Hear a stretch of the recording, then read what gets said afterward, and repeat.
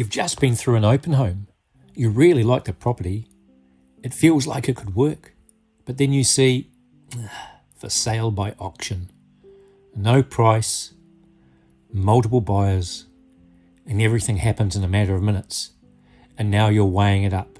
Do we go for it? Or do we walk away? It can feel daunting. But with the right preparation, buying at auction can also be a very effective way to secure a home. Why do sellers choose an auction? It's not always just about price. Often it's about certainty and speed. A successful auction means a sale within 3 to 4 weeks, no waiting on conditions, and the ability for the seller to move on quickly. And look, this might be that they need to relocate, to fund a new purchase, or a change in personal circumstances. They don't have to wait for finance approval, building reports, or legal checks, which are all common when a property is sold by negotiation, or perhaps with a price. So here's something that most buyers don't realise. It only takes one buyer. One buyer who has done the groundwork, completed their due diligence, and is ready to bid unconditionally at auction. That's all it takes for a property to sell. So as a buyer, you have a choice. You can prepare properly and participate in the auction, or take a wait-and-see approach and hope the property doesn't sell under the hammer. Then try to negotiate afterwards. The risk here, though, is that other buyers may be thinking exactly the same thing.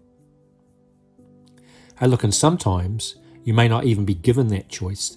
Your bank might require a live deal, meaning a conditional offer is accepted first before they fully assess lending, even if you already have pre-approval. So if your plan is to wait and see what happens at the auction and then make an offer afterwards, you need to be ready to act quickly. In some cases, that means having your offer prepared in advance, or even working through the details with the listing agent beforehand, so that if the property doesn't sell under the hammer, you can move straight away, because at that point, other buyers may also be ready and the opportunity can move quickly. So let's say you decide to proceed. What should you focus on first? The first thing you need to do is understand what is this property likely to sell for? Can you afford that? And are you comfortable paying it? You can ask the listing agent, but you should expect that you won't get a definitive answer, because the whole point of auction is that the market determines the value, and that's why the owner has chosen auction in the first place. So you need to do your homework. Look at recent sales in the area, similar properties, and what they've actually sold for. And you can go on any of the search websites, and you can do searches based on sales. You can also ask the agent for comparable sales to the property. This doesn't take long, but it gives you a realistic understanding of value. Here's where we get to the key point. There's little value in participating in an auction if your budget only sits at the bottom of the likely selling range of this property.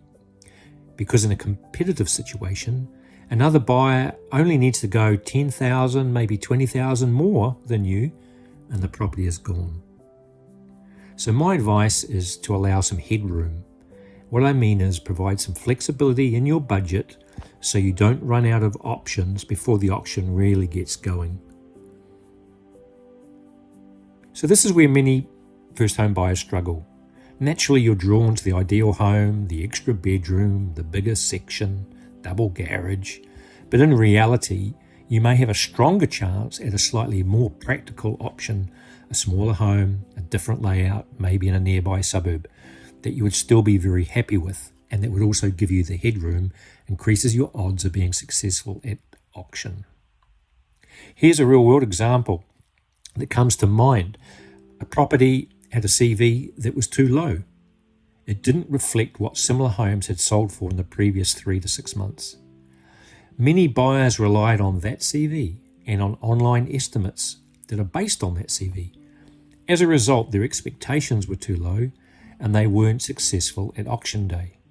How do I know all of this? I was helping buyers that were also interested in this property.